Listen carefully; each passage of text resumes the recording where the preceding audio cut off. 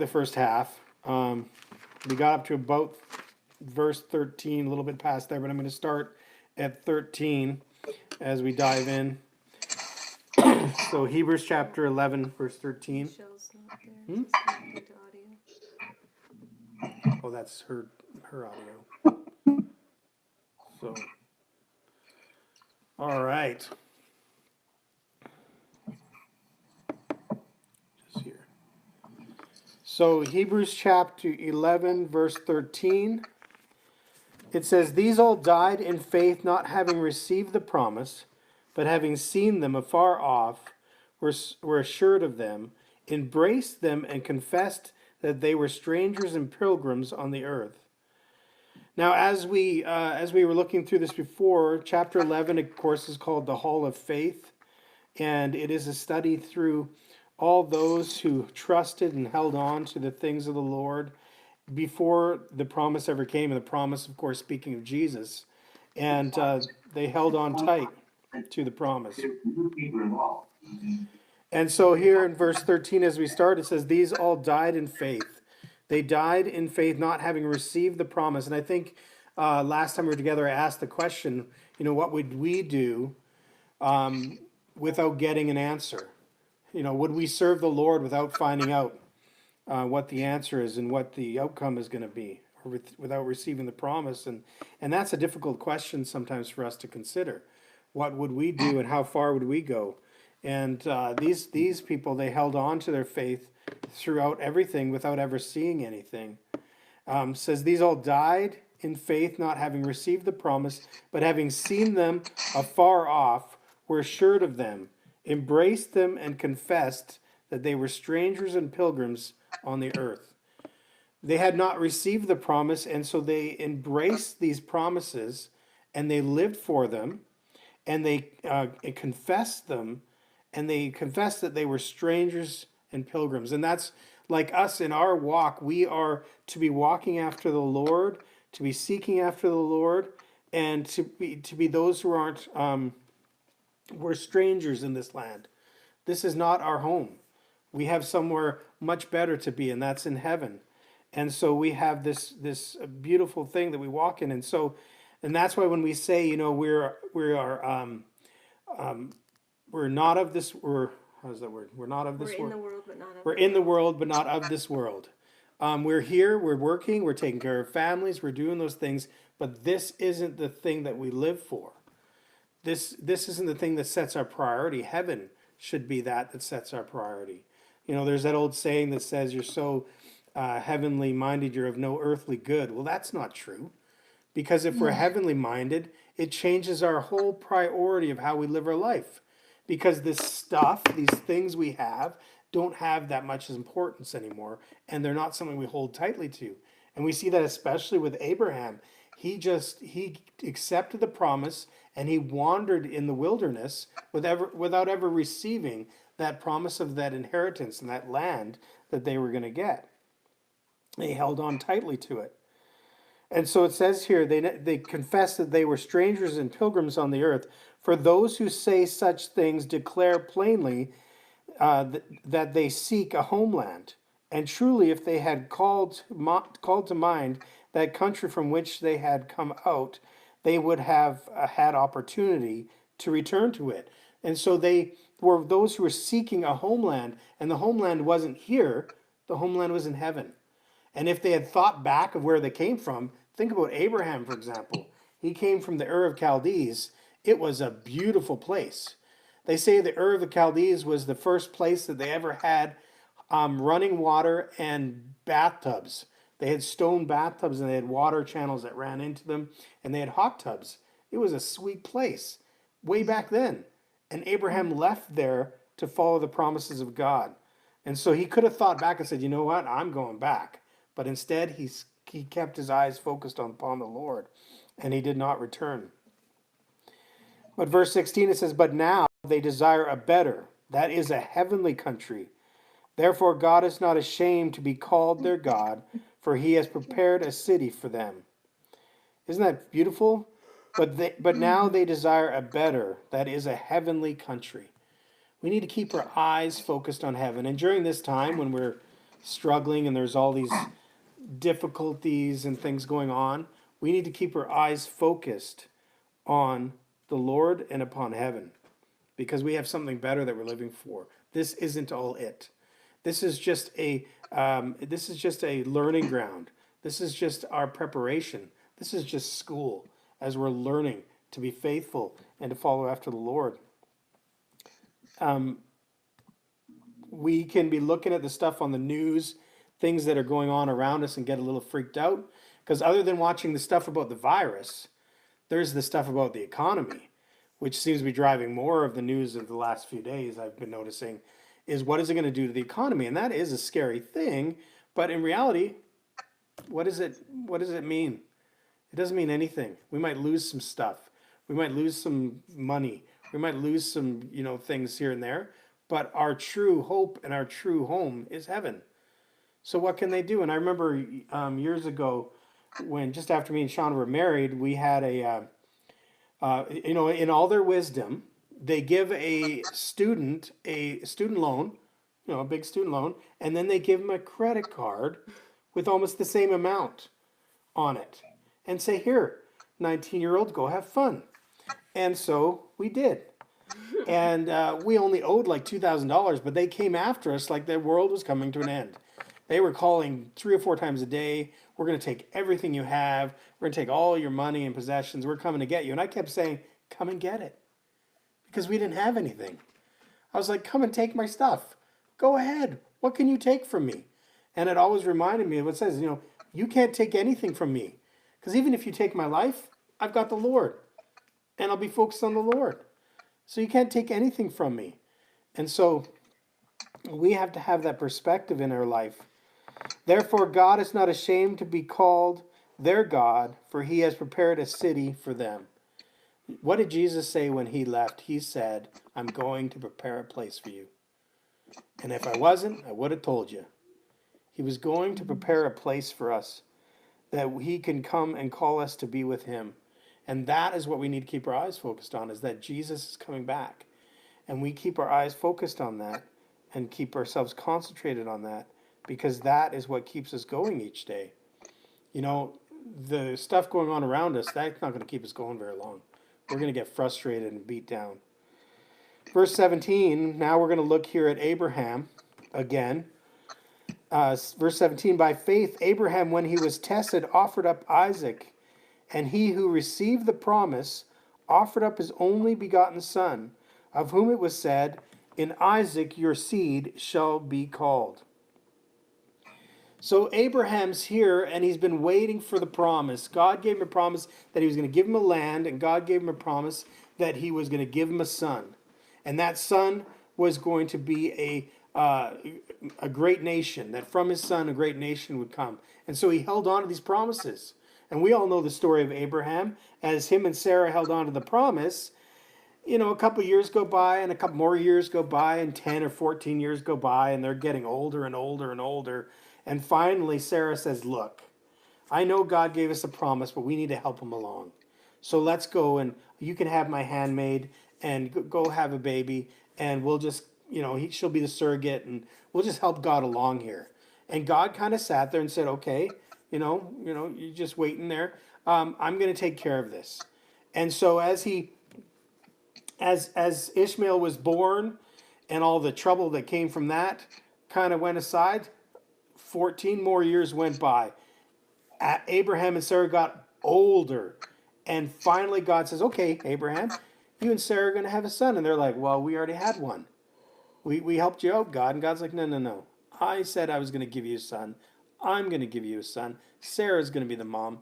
You guys are going to have a son. Here you go. And the Lord gave them Isaac. And Isaac was a beautiful blessing, but Isaac was the promise. Now then God says, before Isaac's been married, before he has any kids or anything like that, he's a young man, and he says, okay, here's the thing. Sorry, somebody's messaging. So he says, here's the thing. I want you to sacrifice your son for me. Can you imagine?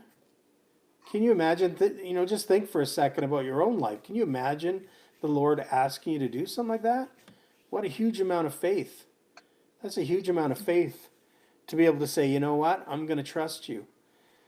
And he steps out and he says, okay, I'm going to trust you. And it says here, verse 18, of whom it was said, in Isaac your seed shall be called, concluding that God was able to raise him up even from the dead, from which he also received him in a figurative sense. So Abraham in his faith went, you know what, God? I have trusted you all these years. You brought us into the land. You've taken care of us. You've given us all this, the stuff that we need. You've supplied for us so much, so amazingly. You gave us the son of promise. What a beautiful blessing that is. It's just amazing. So if you want me to sacrifice my son, I know without a doubt that the only way this is going to work is that if you raise him from the dead. That's the only way, because you said, in Isaac your seed shall be called. Through Isaac, he would become a great nation, and so Isaac had no kids, so Isaac has to live.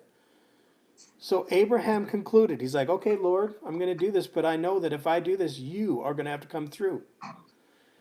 And he couldn't scheme or plan or fidget because he'd already done that in the past with Ishmael, and that didn't go so well. And so now he says, okay, I'm going to make things true, and I'm going to make things right, and I'm going to say, okay, I'm going to stand upon this. And he says, concluding that God was able to raise him from dead, even from the dead, from which he also received him in a figurative sense. By faith, Isaac blessed Jacob and Esau concerning these things. So with Abraham, he trusted, and it figured it, like it says here, figuratively, in a figurative sense. When you look at the story of Abraham when he was going to sacrifice Isaac, they were going to Mount Moriah and they walked 3 days' journey. So the Lord comes to him and says, okay, I want you to sacrifice my son. I want you to take him to this mountain. And so he starts journeying, and it takes 3 days. And if you guys remember the story, quiz question, what did Isaac carry upon his back? The wood. The wood, yeah. Isaac carried upon his back the wood. And Isaac said to Abraham when they got to the mountain, I got the wood, you got the fire, where's the sacrifice? And Abraham said, God will provide for himself a sacrifice. He will provide himself a sacrifice. And so he knew and he trusted for 3 days. He was like, my son is dead. My son is as good as dead for 3 days. And I know that God is going to come through. What a beautiful picture that story is of what Jesus did. And you know the thing that's really cool about it is the mountain they traveled to is Mount Moriah, which is the very same mountain that Jesus died upon, Mount Golgotha. It's the same spot. The Lord was painting a beautiful picture for us of how he laid his life down for us on the same mountain.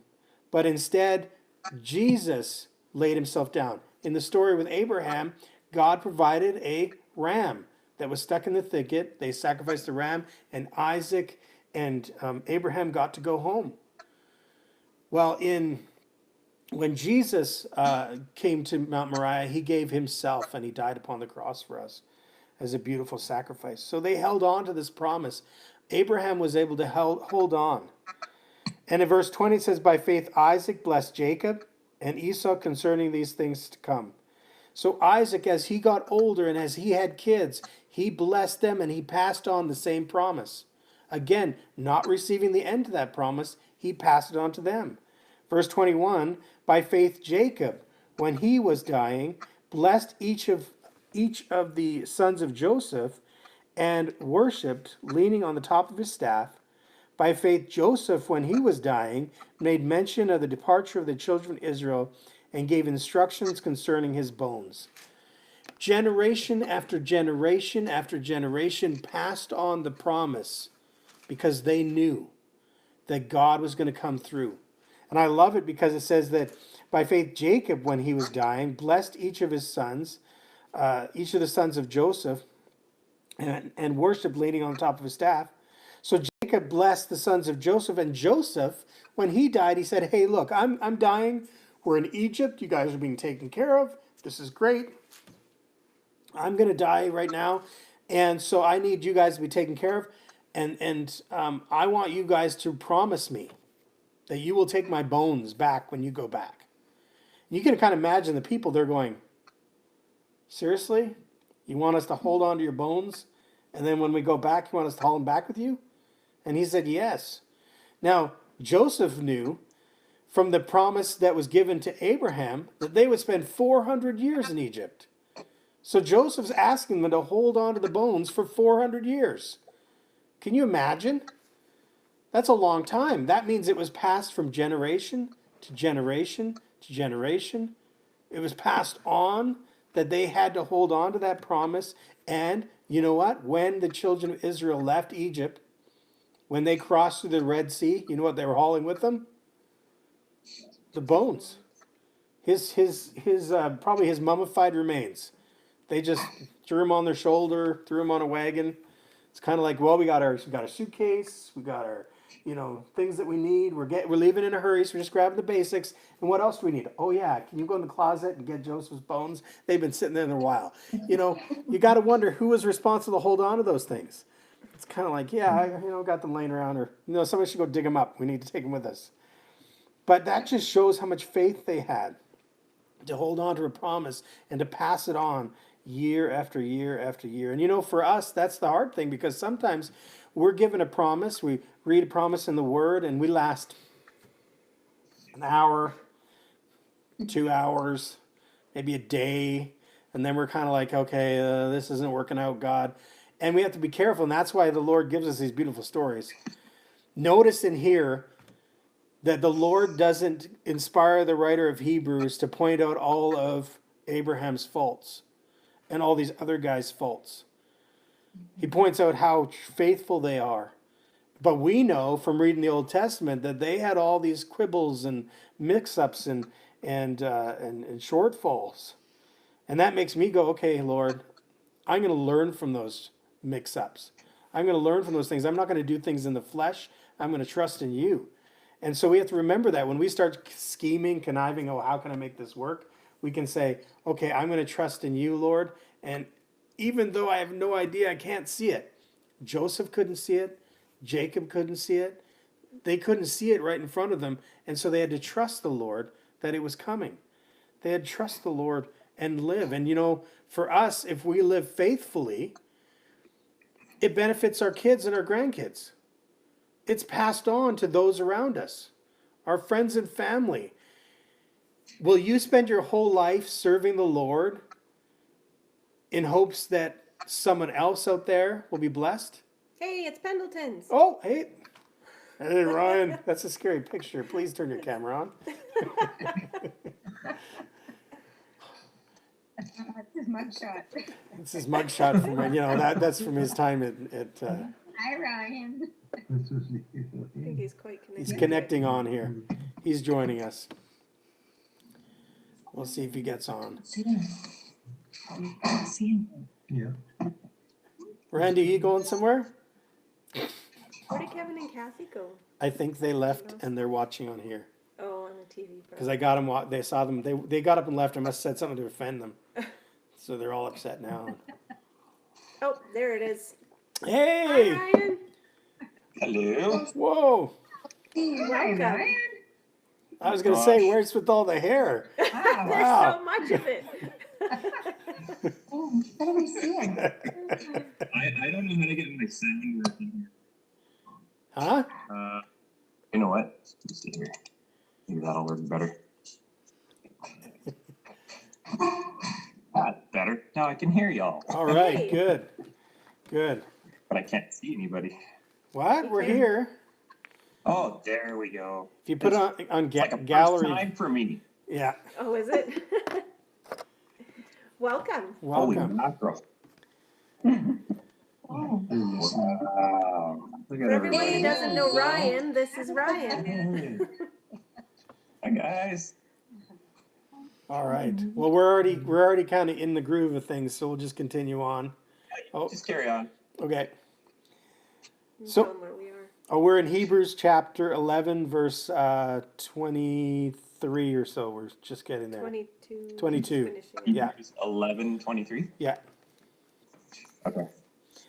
So when we look at Joseph, we're blown away that he had the faith to pass on the information, to pass it on. And like I was saying, are we are we going to live our life even though we don't see any results of it, knowing that it may be passed on to our kids or our grandkids and they will be blessed by it? You know, we sometimes may not. We think of Jeremiah. I love Jeremiah. Can we turn that light on? Jeremiah. Jeremiah is one who was blessed and he served the Lord, but he didn't see any results. He didn't see any results from it, and he just continued to serve the Lord and follow after him. But when we look at Jeremiah, we go, "Wow, Jeremiah! I just love your writings. I love your blessings. I love your truth. It's so wonderful." And so it's important for us to consider that, because the way we're living impacts our kids, our grandkids, and those from generation to generation as we pass on the promises of God. Sometimes we can get so focused on what I get right now and not what's going to happen in the future, and to live faithfully for the Lord and how my living right for the Lord impacts those around us. And so in verse 23, it says, by faith Moses. So we move on to Moses here.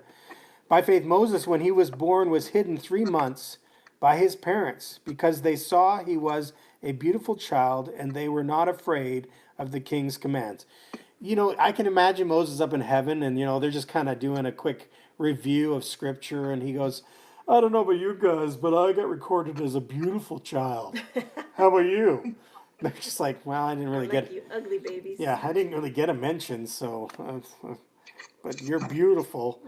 And but Moses' parents showed the faith to protect Moses and to watch over him, and they knew that there was something special about him, and they weren't afraid of the king's command. And we have to understand that the Pharaoh would have put them to death. The Pharaoh would have killed them if he found out. That's a big deal. And so they showed that strength of being able to watch out and protect this child. So verse 24, it says, by faith Moses, when he became of age, refused to be called the son of Pharaoh's daughter, choosing rather to suffer affliction with the people of God than to enjoy the passing pleasures of sin, esteeming the reproach of Christ greater riches than the treasures in Egypt, for he looked to the reward.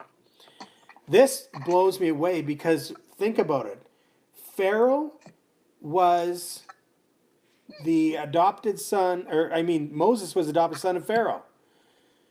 He was in Pharaoh's house. He had all the perks. How many of us have ever dreamed of being in royalty? Dreamed of being part of a family that's, well, maybe not. You know. Or, you know, come on, girls, y'all want to be princesses. To be, you know, No, not this girl. or to be in a wealthy family. Yeah, I want my tiara. To be in a wealthy family, or you watch these movies sometimes and you go, wow, you know, that would be neat to have everything at my fingertips. Anything I wanted, it would be really cool and stuff. Moses had all of that. He could just snap his fingers and they would bring everything to him. He had everything that he wanted right at his fingertips. And so Moses had everything, and he chose to say, you know what? No, I don't want it. I don't want it.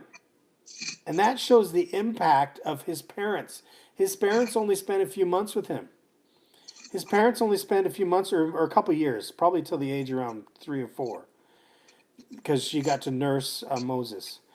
But they only got to spend a couple years. And when you're really small, you know, you don't think that your little kid's going to take much in, but they do. And they only got to spend a few years with him, but yet they had such an impact on him by teaching him. And they say that the Jewish women, they begin whispering scripture verses into the baby's ears at a very young age. And so imparting those things upon Moses, that when he became of age, refused to be called the son of Pharaoh's daughter, choosing rather to suffer affliction with the people of God than to enjoy the passing pleasures of sin. You know, and that verse there is so true. The passing pleasures of sin. Sin is pleasurable for a season, but the end, it leads to death. Sin it's good. You know, it feels good. It's great. But the end is not so good. You know, the consequences are not so good. You know, talking to some young kids, and they, young guys, and they say, hey man, I wanna have a life like you guys. I want to have stability and stuff, but I want to keep the sinning. And you're like, well, the reason I have this life is because I'm not out drinking and carousing and getting arrested. So that's why. You got to give up that stuff if you want to have, a stable life. You got to live right. But Moses here, he gave up those things. And for us too, it's important that we give up those things that sometimes look good, but they lead to destruction. They lead to destruction. And it says here that where am I here? Choosing rather to suffer affliction with the people of God than to enjoy the passing pleasures of sin, esteeming the reproach of Christ greater riches than the treasures in Egypt, for he looked to the reward. Esteeming the reproach of Christ greater riches. Now, how many guys have watched documentaries about Egypt? Were they rich? Yeah. Yeah, absolutely. Like, it was crazy how much gold and everything they had. It was amazing. And he said, you know what? I don't want any of that. I would rather hold on to what? The reward. And what is the reward? Jesus. Had Jesus come yet? No. Like Abraham, he held on to a promise that he never received in his lifetime. He held on to it because he knew the Messiah was coming. He knew that salvation from sins was more important than all the gold and precious silver and everything upon the earth. He knew it was much, much better. And he held on to that. And he ran after that. And that's amazing here. For he looked to the reward. By faith he forsook Egypt, not fearing the wrath of the king, for he endured as seeing him who is invisible. He endured as seeing him who is invisible. He knew that God was with him. He knew that God was working, and he held on to that, even bringing himself into the place where the king would come against him, the Pharaoh. The Pharaoh is a pretty scary dude because he has control over the entire country. This is a big deal. Our prime minister doesn't have as much power as the Pharaoh did. President Trump doesn't have as much power as the Pharaoh did. There's a few countries in the world where they have the power. But it's scary where they can snap their fingers and you're gone. They can snap your fingers and everything is taken from you. He had that power, and Moses was able to say, you know what? I'm not going to do this. I'm going to follow after the Lord. I'm not scared of you. I'm going to stand up against the power of the king. By faith he kept the Passover and the sprinkling of blood, lest he would destroy the firstborn, who destroyed the firstborn should touch them. By faith he passed through the Red Sea as by dry land, whereas the Egyptians, attempting to do so, were drowned. This is really cool. When you think about it, we talk about the Passover. A couple weeks from now is when we would be celebrating the Passover. That's one of the sad things about this whole thing is I don't think after watching the stuff I looked at today from the government that we'll be allowed to do our Seder meal. So we might have to do it like this, and we'll be like, here, eat some food. Here, have some of my... I don't know how we'll do it. We'll figure it out. And but they were celebrating the Passover. They had never done this before, and Moses had to believe that sprinkling or putting blood on the doorpost was going to protect the people. Now we understand the deep meaning behind that, but you have to understand he didn't because it was new to him. God said, "Do this. Trust me. I'll take care of you." That's a big jump. I think that's a big leap of faith to say, splatter some blood on your doorpost and you'll be covered. Everybody else is going to die. All the other firstborn are going to die. You'd be like, what? Okay. This should work. I think that would be all right, I'm trusting. I'm having faith. Now, he'd already been through the other plagues and they'd been protected, but this one's a doozy. And they're coming to it and he's like, okay, Lord, you're going to protect all of us by simply doing this act.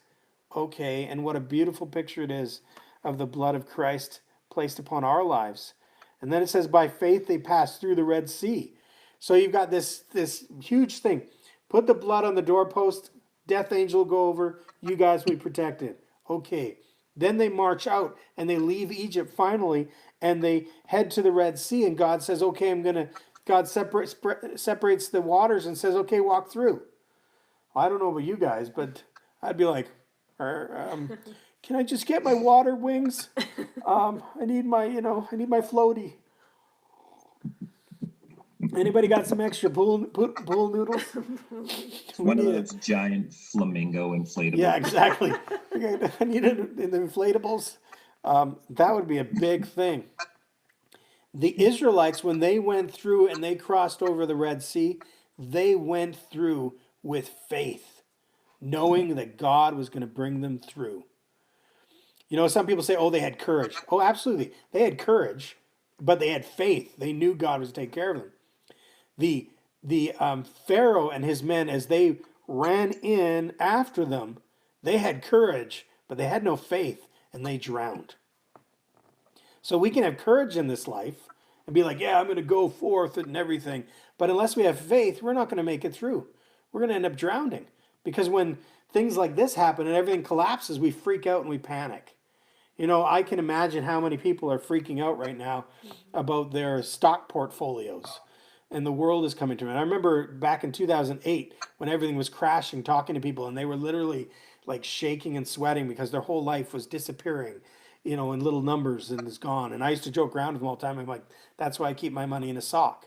Oh, please tell me you don't do that. That's not a good investment. I'm like, well, apparently it's better than yours. But I don't actually keep my money in the sock. Disclaimer. If I had money, I would put it in it. But, It's a great story to tell your kids, Steve. yeah. There was a sock, but then Shauna washed it and it's all gone. So no no college for you. It was all pennies. It's okay. It's not worthless now. But the faith that they needed to go across, and for us, we need to have that courage and the faith to be able to step out and move forward and follow after the Lord when we step out. And Moses had to have that faith. He could have stayed in the desert. He could have stayed in there herding sheep in the desert for his father-in-law and just been like, you know what, this is fine. I don't need to do this stuff. But he knew that the Lord had to work in his life, and it required a lot of faith. A lot of faith. So verse 30, it says, by faith, the walls of Jericho fell down after they were encircled for 7 days. By faith, the harlot Rahab did not perish with those who did not believe when she had received the spies with peace. So by faith, the walls of Jericho fell down after they were encircled 7 days. Well, that shows a whole bunch of faith right there. Can you imagine being on the ground? You're trusting God. You've just gone through the Jordan. You've watched your family. Now you've grown up watching your family wander around in the desert for 40 years. You've grown up and you're ready. You head across the Jordan and you're like, okay, we're across the Jordan now. And your commander, Joshua, who's been at Moses' side the entire time, he goes up to you and he says, okay, guys, here's the plan. We're going to walk around for 7 days. And at the end, we're going to shout. And the walls will come down. Personally, I'd be like, okay, he's lost it. We need to get someone else. I think that would be a real test of faith, not knowing, what do you mean? Well, I don't understand. How can you, marching around, and the walls are going to fall just from marching? And I've heard people talk about the vibrations of that many people marching and all of that stuff. And you know what? That's possible. But you know what the truth of the whole thing is? It was God working. Without him working, nothing would have fell down. It was him who knocked those walls down. And they just had to show the faith that they would listen to the Lord, just like Abraham, just like Moses, just like everybody before them. They had to show, I'm going to trust you and I'm going to let you work. You know, the cool thing about that is when we look at, sad thing, I guess, when you look at this story, they leave Jericho and they go and they attack Ai. And they're like, yeah, we're doing this now. We're taking them out. And they get their butts whooped because they didn't wait for the Lord. They didn't wait for the Lord's guiding and for what he was going to share with them and what he wanted to do with them in AI. And because they were sin in the camp. They weren't trusting. They weren't going to him first. And so he's like, no, you guys, I'm trying to teach you. And when you look at that section in Joshua, that you can see over and over again, God's just teaching them, just trust in me. Let me lead you. And in our life, that's so important. Here it says, by faith, the harlot Rahab did not perish with those who did not believe when she had received the spies. When Rahab received the spies, when they came across to look out the land, she received them into her place and she trusted in the Lord. Rahab had faith. She had a little faith. She knew about God. She trusted in God, but she didn't know everything about him. But she had enough faith. And so when they gave her that scarlet, they said, hang that scarlet thread out of your window. What a beautiful picture of, again, the blood of Christ that brings protection in our lives, that cleanses. And so she hanged that scarlet thread down and it protected her entire family. When she had received the spies, she received them in peace. Now, was Rahab perfect? No. Was her faith perfect? No. And that's the thing that's amazing, is that when we talk about faith, we're talking about these people of faith. They're powerful. But did they doubt? Did they struggle? Did they mess up? Mm-hmm. Absolutely. Yeah, they did. And we see that throughout the Word. And that tells me that even though I struggle, even though I second guess and mess up, God still wants to work with me. Jesus said, you need the faith of a mustard seed. That's not very much. That's just an itty bitty bit. The faith of a mustard seed. If we have the faith of a mustard seed, we can have the faith to move mountains. So now if I go out and yell at Fisher to move, do you think Fisher's going to move? No. Only if it's God's will. If he wants Fisher to move, it'll move. But in our life, that's where some people take that verse wrong. They kind of be like, yes, I can do anything. God, you got that one right. It's only if it's God's will. Yeah. It's only if it's God's will. God's will, and he moves, and it's amazing. And so here, as they moved around the Jericho, the walls came down. Verse 32, it says, and what more shall I say? What more shall I say? For the time would fail me to tell of Gideon, of Barak, of Samson, of Jephthah, also of David and Samuel and the prophets. So here, the writer of Hebrews kind of says, look, I don't have enough parchment to write all these different people down.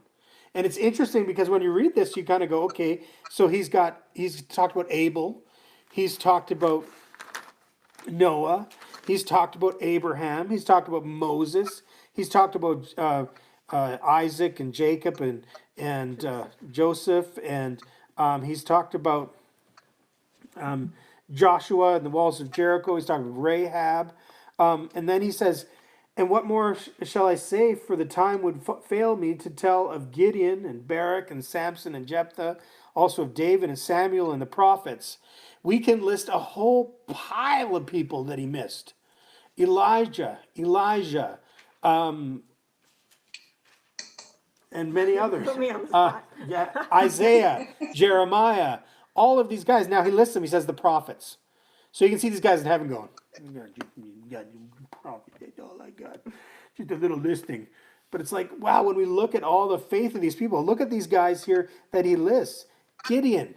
Now, do you guys remember the story of Gideon? Where did God find Gideon when he first approached him? Does anybody remember? Quiz question. He was thrashing wheat In a wine press. in a wine press. Hiding. He was hiding because he knew that if the enemy saw that he was thrashing wheat, they'd just come and take it.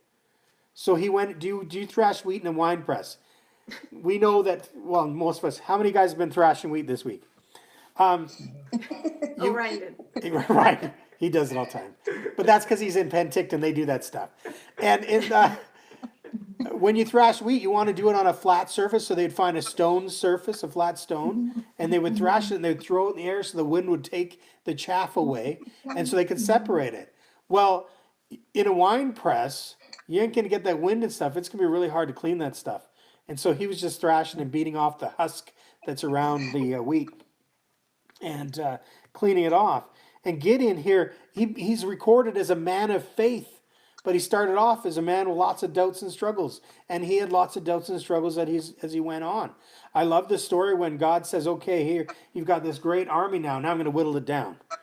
And you can imagine Gideon, he's just like, okay, God, you're just, every step of the way you're testing my faith. And then we have Barak. Barak was the one where Deborah basically approached him and said, okay, Barak, we need to go stop the Assyrians. And we got to get this done. And Barak's like, oh, I'm kind of scared. I can't do this unless you come with me. And so Deborah says, okay, I'm going to go with you. But because you didn't have enough faith to just step out and do it on your own, you've lost the battle to a woman. A woman is going to get the victory. And when you read the story, when you first read it, you think, oh, Deborah is the one he's talking of. But it actually was later because Sisera, the general, gets away. They win the battle, but Sisera runs off away. He finds this lady who's out and she's in her tent doing some cleaning up, brushing the dirt out of her tent. And he goes, hey, you need to hide me. And so he goes into the tent, and she wasn't even an Israelite. She was a Kenite. Goes into the tent and gives him some, after running for a long time, gives him a nice, warm glass of goat's milk. Yum. Just what you need after a long run. And then she lays him down under some blankets to hide him. And so he passes out. He falls asleep. And this is one of those stories I love teaching in Sunday school. Then she takes a tent peg, a long tent peg, and drives it through his temple, nailing him to the ground by his head. And kills him. And she wins the battle. Yeah. Ouch. Isn't that a pleasant story? She took Before bed. That's awesome. Yeah, right before bed. So sweet Next time, dreams. Steve. We'll have a coloring page for you. Coloring guys page after. next time. Yeah, you get a coloring page. Okay.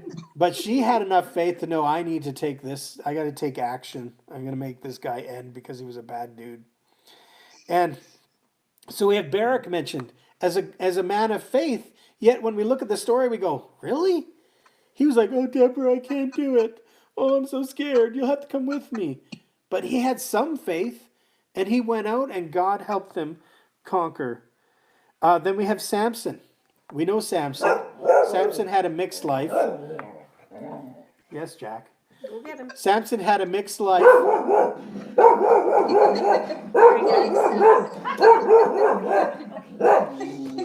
And that's the main point of it. Jack. Doing Bible study. It's okay. Zip it. Yeah, you go. Jack's not saved yet. Yeah. Thank you.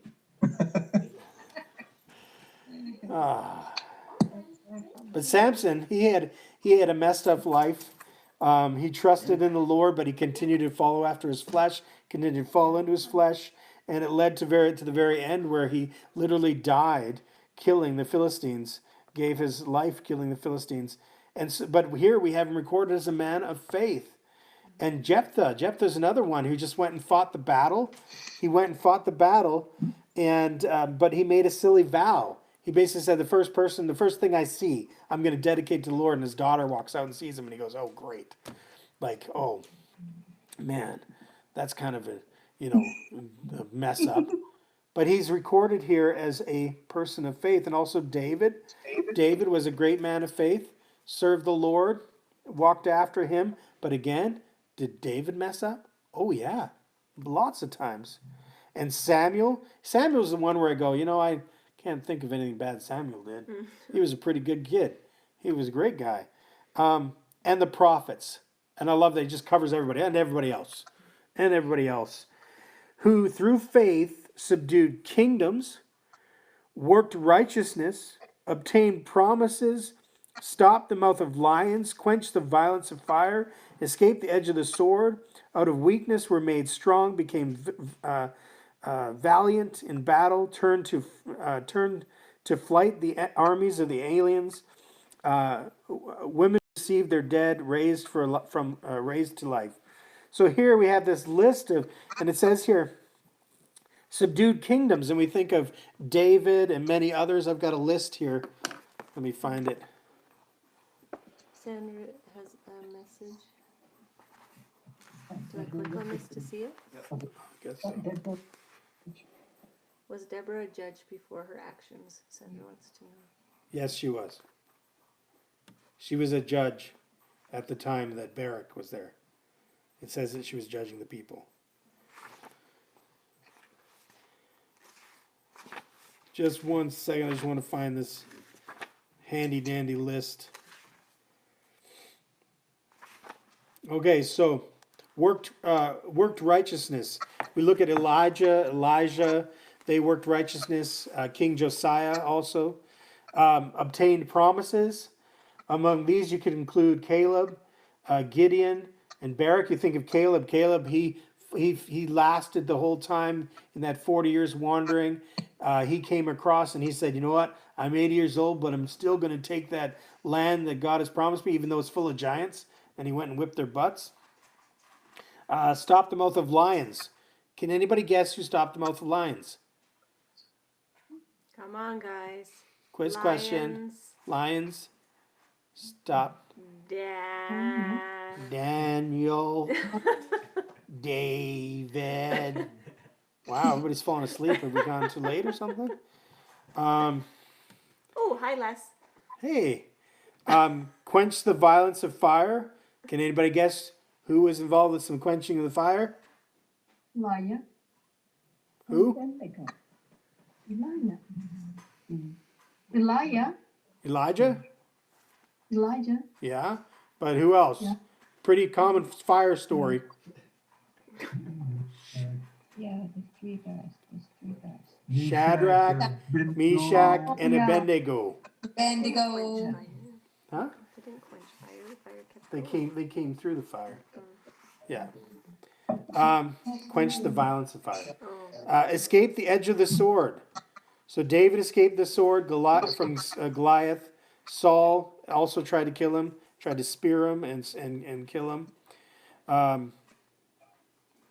And the sword of Pharaoh. Elijah escaped the sword of Jezebel. Out of the weakness were made strong. Sarah was made strong. Gideon, Abraham, Esther, and King Hezekiah became valiant in battle. Some of the many in the description are David, King Asa, and Josaphat. Yeah, Josaphat. He's got a weird name. Jumping Jehoshaphat. And women who received their dead raised to life again. We have the widow of Zarephath and the Shunammite woman when Elijah raised their children from the dead. So we have those beautiful examples of all these people throughout Scripture who overcame. I love this. Became valiant in battle, turned to flight armies of the aliens. Well, that's not like Independence Day. That's talking about foreigners, just so you know. I don't want anybody thinking, wow, they beat the aliens back. See, the Bible does have aliens in it. That's right. All right. Others were tortured, not accepting deliverance, that they might obtain a better resurrection.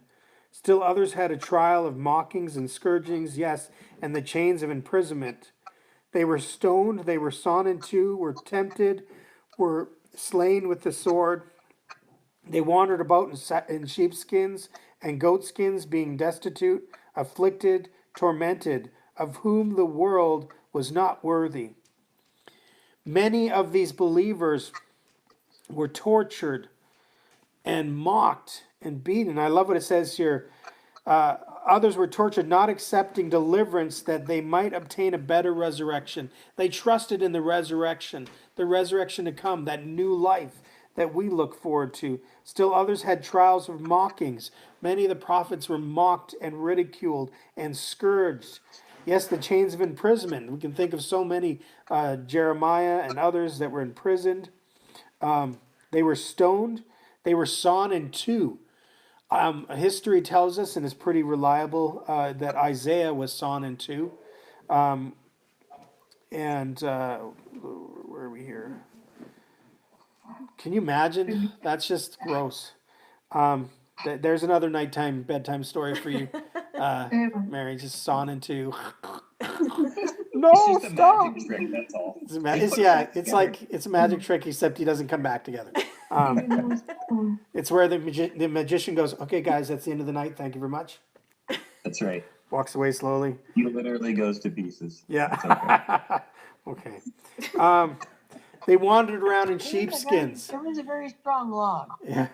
For a long time. When they That's wandered around in sheepskins, Elijah, for an instant, wandered around in sheepskin. He wore very humble clothes. And we think of John the Baptist, wandered around in sheepskin as well, Camels. or camel skin. And he enjoyed eating crickets. They were afflicted and tortured, of whom the world was not worthy. You know, the world is not worthy of those that walk after the Lord. They're not worthy. Where heaven is where we're bound, but the world, and so the world does not treat people who follow after the Lord kindly. The world persecutes and makes fun of and ridicules and mocks. They wandered in deserts and mountains and dens and caves of the earth. And all these, having obtained a good testimony through faith, did not receive the promise, God having provided something better for us, that they should not be made perfect apart from us. We have we have received the promise. We've got something way more than they ever have. So we need to say, hey, you know what? They walked by faith. They went through this torture and mocking and ridiculed, being sawn and have all of these things. They went through all of this by faith. They trusted in the Lord. They lived after the Lord, and they hadn't even received the promise. We have received the promise. We've received the promise in our lives. And so, therefore, we, much more than they, need to walk worthy of it. He has provided something better for us, that they should not be made perfect apart from us. That we were all brought together. That we were all brought together one time. Those who believed in the Old Testament, they waited in Abraham's bosom. They waited for the promise. We have, on the other side of the cross, have received the promise. We don't have to wait. It's here now. And we should be trusting even more in that, because we've received it now. We don't have to wait for something. We're not looking for something. We can touch it. We can feel it. It's right here in our lives. And so we can hold on to that promise. It's beautiful. It's so wonderful. All right. Well, I think we're going to end there, because chapter 12, I want to save that so we can go through it next week. Alex is waiting. What a blessing. Hi, Alex. And during this time of difficulty and unsuredness, uncertainty, Everybody all those can things, see. we need to keep our eyes on the Lord and trust in His promises and know that He's going to get us through. This isn't the end. This is the end, but this is a sign to us that the end is coming. And therefore, we need to keep our eyes looking up, because we need to go, hey, you know what? Jesus is coming soon. So I want to be busy serving Him and living for Him in my life, and keeping my eyes focused on Him, and giving every opportunity to share His love and His grace with those around us. All right. This is awesome that we were able to gather together in digital world. Actually, it says our internet connection sounds. Huh? Oh, it's gone now. Oops, okay. So just before we close up here, we want to just do some prayer, some time of prayer.